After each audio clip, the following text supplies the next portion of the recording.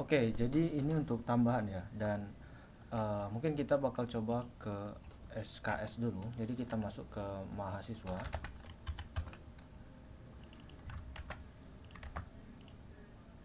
Di sistem IRS ini kita tambahin SKS semester ya. Jadi kalau kita masuk ke bagian IRS, nah kita bakalan tahu nantinya itu SKS semester kita itu berapa. Nah, SKS semester dari mahasiswa ini di input sama si Kaprodi. Jadi di bagian Kaprodi itu dia bisa input maksimal SKS di semester itu. Jadi kalau kita coba hapus dulu data IRS yang ini, tentu kita hapus dulu data mata kuliah yang udah kita tambahin di IRS ini. Kita coba hapus dan oke, kita udah hapus, kita kembali lalu kita hapus IRS yang udah kita bikin ini. Oke, nah di sini IRS-nya udah dihapus dan kita udah bisa bikin IRS yang baru. Metode pembuatan IRS ini, oh sorry, di sini ya. Oh ya, ini kita hapusnya itu lewat sini ya. Jadi kita coba hapus di IRS ini table. Ini ya, ini IRS yang dibikin sama si otomatis dibikin sama sistem ya. Jadi kita delete, kita klik OK, dan di sini itu data IRS mahasiswa ini belum bakalan hilang. Dan kalau kita klik di button buat IRS ini, nantinya dia bakalan otomatis ngebikin IRS yang ini ya, yang sesuai dengan tahun ajaran dan semester si mahasiswa. Jadi kalau kita lihat di sini, sini ada data tahun ajaran, lalu ada semester, ada SKS dan SKS semester yang didapat sama si mahasiswa, kemudian status dan status akses, catatan dari dosen dan lain sebagainya. Jadi kita udah tampilin data SKS semester. Nah, data SKS semester ini nantinya bisa dijadiin patokan sama si mahasiswa dalam proses penyusunan SKS. Juga bisa dijadikan sama si dosen pengampu ya sebagai patokan apakah SKS yang udah disusun sama si mahasiswa ini udah benar atau belum. Jadi kalau kita coba masuk ke bagian detail IRS itu nantinya kita tambahin matkul. Oke, kita pilih mata kuliah, dan mata kuliah yang ditampilin di sini ya itu mata kuliah yang memang memiliki relasi atau memang yang disediakan untuk si program studi itu.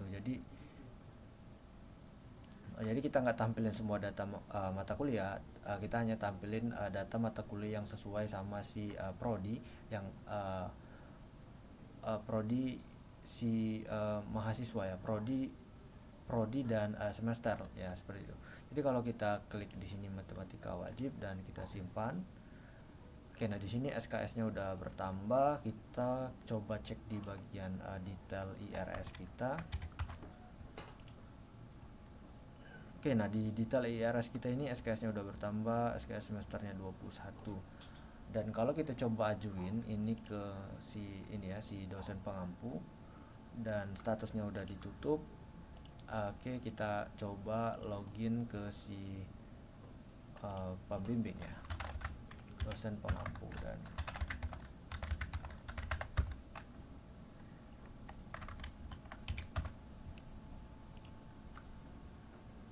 oke, nah di sini kita udah di dosen pengampu.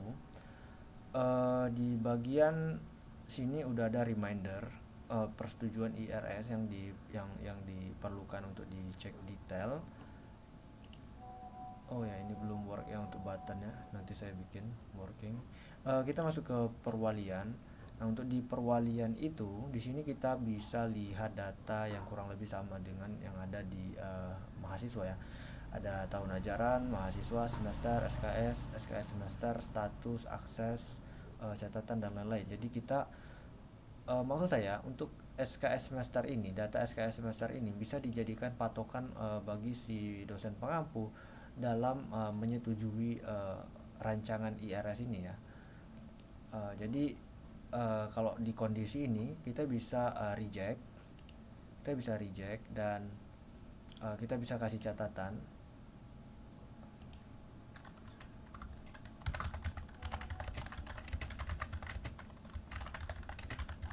Gini, jadi kita save dan Seperti ini. Jadi kita udah menolak rancangan IRS si mahasiswa dengan catatannya itu SKS-nya ini masih kurang dari SKS yang dibutuhkan di semester itu. Oke, jadi itu untuk handling si SKS ya. Saya pikir itu oke juga sih dibikin seperti itu. Dan kalau kita nextnya itu di bagian alokasi. Jadi kita ke tes ke alokasi ruangan. Kalau di alokasi ruangan itu kita coba masuk ke dekan dulu ya. Jadi di dekan.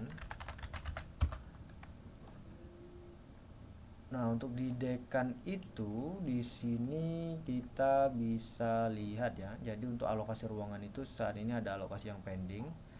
Di sini juga ada alokasi ruangan yang perlu ditinjau. Di sini kita bisa lihat untuk alokasi ruangan yang ditujukan untuk program studi informatika. Jadi kalau kita masuk ke alokasi ruangan, nah di alokasi ruangan itu sekarang kita udah bikin dia itu seperti ini. Jadi untuk alokasi ruangan itu dia itu dibagi per prodi ya. Kita bisa lihat untuk alokasi prodi fisika murni itu statusnya ini ditolak. Dan kalau kita pengen tahu detail ruangan yang dialokasikan untuk prodi fisika murni, itu kita bisa klik di bagian sini dan kita bakalan lihat ruangan apa yang udah dialokasikan. Di sini ruangan lab komputer yang ada di gedung C dan kapasitas 40, kemudian ada lab biologi di gedung A dengan kapasitas 30. Jadi itu ruangan itu daftar ruangan yang dialokasikan ke program studi fisika murni. Jadi kalau kita kembali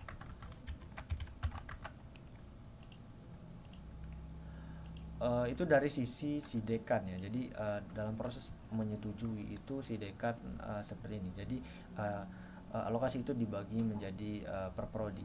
Kemudian kalau kita masuk ke bagian alokasi pengalokasian, itu kan ada di bagian kaprodi ya kalau nggak salah. Coba kita masuk ke bukan kaprodi. Ya akademik ya. Jadi dia ada di akademik. Jadi kalau kita masuk ke akademik, di sini ada alokasi ruangan ya. Di alokasi ruangan itu nah seperti ini. Jadi kurang lebih sama yang ada di dekan, tapi di sini kita punya akses untuk menambah, mengedit dan menghapus data alokasi yang kita rancang. Jadi kalau kita pengen nambahin data alokasi ruangan, kita klik tambah di sini. Nah, nantinya itu kita bakal milih prodi apa yang pengen kita tambahin data alokasinya. Jadi kalau kita pilih teknik, kemudian di sini ada teknik elektro, jadi yang sebelumnya itu kan informatika ya. Jadi kita tambahin elektro, kita simpan dan di sini udah masuk ya. Jadi kita udah nambahin data alokasi untuk prodi elektro. Kita lihat detail alokasi ruangannya itu. Nah, di sini belum ada data ruangan yang kita tambahin, jadi kita tambahin dulu. Nah, untuk di data penambahan ruangan ini kita udah terapin ini ya. Jadi ada fitur di mana data yang ruangan yang udah dialokasikan itu nggak bisa kita alokasikan kembali. Jadi kalau kita cek di alokasi gedung alokasi I di gedung A, ini ruang lab kimia yang tersedia. Jadi sebenarnya itu kan di gedung A itu kan ada data ruangan lain, tapi karena udah kepake jadi otomatis di sini gedung A itu cuma ada ruangan lab kimia yang tersedia. Di gedung B itu cuma ada satu ruangan lagi dan di gedung C itu masih ada ini ya belum ada nggak ada lagi data data ruangan yang bisa kita ambil. Dan kalau kita coba cek ya, kita coba cek ruangan yang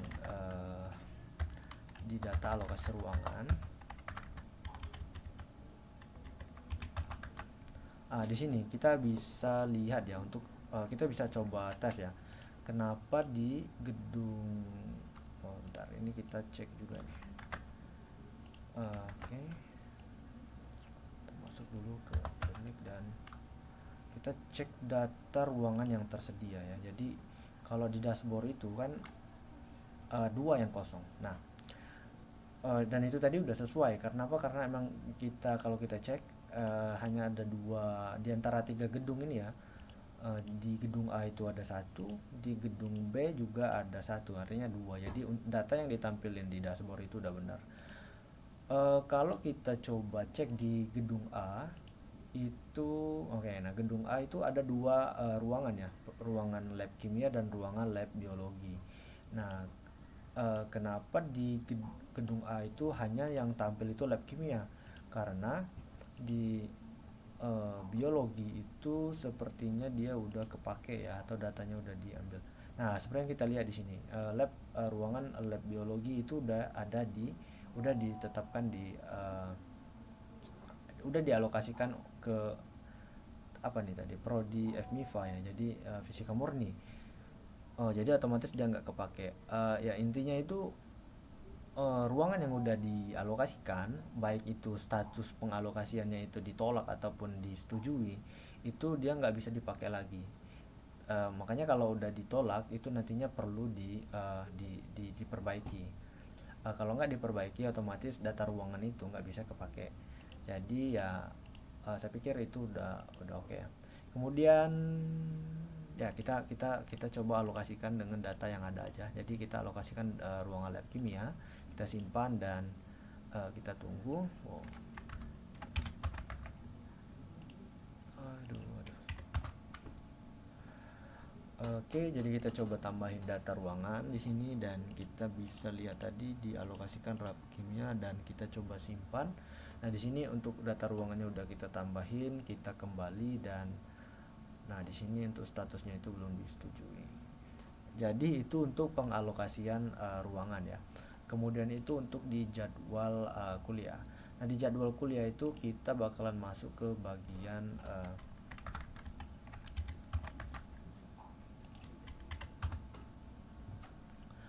kaprodi. Jadi kita bakal masuk ke bagian kaprodi.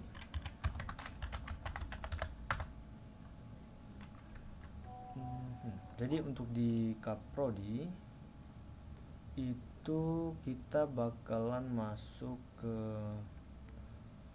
bukan mata kuliah, di jadwal kuliah ya.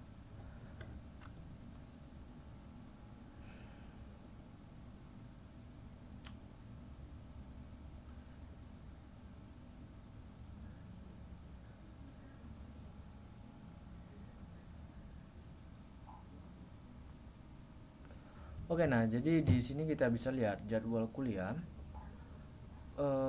Ya, jadwal kuliah juga udah kita bikin berdasarkan program studi, tahun ajaran dan semester, juga ada kelas. Jadi kita bikin seperti itu. Jadi seandainya di program studi elektro tahun ajaran 2024-2025 itu ada dua kelas. Jadi kita bikin jadwal kuliahnya dua ya, seperti itu. Ya kalau kita coba lihat di detail, jadi fungsinya ini kurang lebih sama kayak di IRS ya. Jadi kalau kita pengen edit, kita bisa edit datanya seperti ini. Kita mungkin kalau kita ganti kelasnya, label kelas dan lain-lain itu bisa kita lakukan. Kita pengen hapus, kita pengen cek detail mata kuliahnya, kita bisa masuk ke sini. Nah, seperti yang kita lihat di sini, ini adalah beberapa data mata kuliah yang ada di prodi elektro ya. Jadi elektro 2024-2025 semester 1 kelas apa tadi? Kelas B. Kita bisa lihat di sini ada dua mata kuliah atau dua jadwal. Pertama itu matematika diskrit. Ini lengkap dengan gedung dan ruangan, lalu ada hari, ada waktu mulai dan waktu selesai. Kalau kita lihat di kalender juga dia udah ini ya, udah working. Mati ya. Jadi kalau kita reload nanti bakal muncul datanya di sini. Nah, di sini. Jadi ada dua data ya. Oh, ini saya set ke 8 malam ya. Jadi kita bisa lihat di sini itu di jam 8 pagi sampai 9 itu di hari Selasa itu ada jadwal matematika wajib, matematika diskrit di hari Senin jam 7 malam. Oke, seperti itu. Ya kalau kita pengen tambahin datanya, data jadwalnya, jadi kita klik aja di sini, kita pilih mata kuliahnya. Kemudian kita pilih gedung, kita tentuin di gedung mana, waktunya kapan, harinya kapan. Dan untuk dosennya itu dia otomatis mengambil data dosen yang ada di mata kuliah ya. Jadi setiap mata kuliah itu kan punya dosen ya, bisa ditetapkan dosennya. Nah otomatis nanti dia bakal include. Oke, nah di sini kita bisa lihat untuk dosennya itu ini bla bla bla. Oke.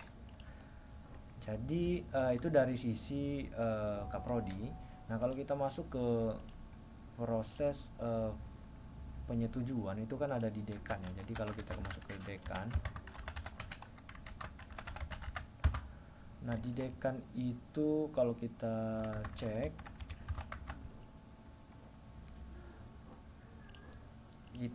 di bagian jadwal kuliah. Nah di bagian jadwal kuliah itu dia seperti ini. Jadi kita bisa lihat ada beberapa list jadwal kuliah untuk masing-masing prodi. Elektro, informatika, kita bisa lihat di sini kelasnya, kita bisa setujui atau reject atau tolak, dan kita bisa lihat detail jadwalnya seperti ini dalam bentuk list ini. Jadi bisa kita display juga di dalam bentuk kalender. Oke.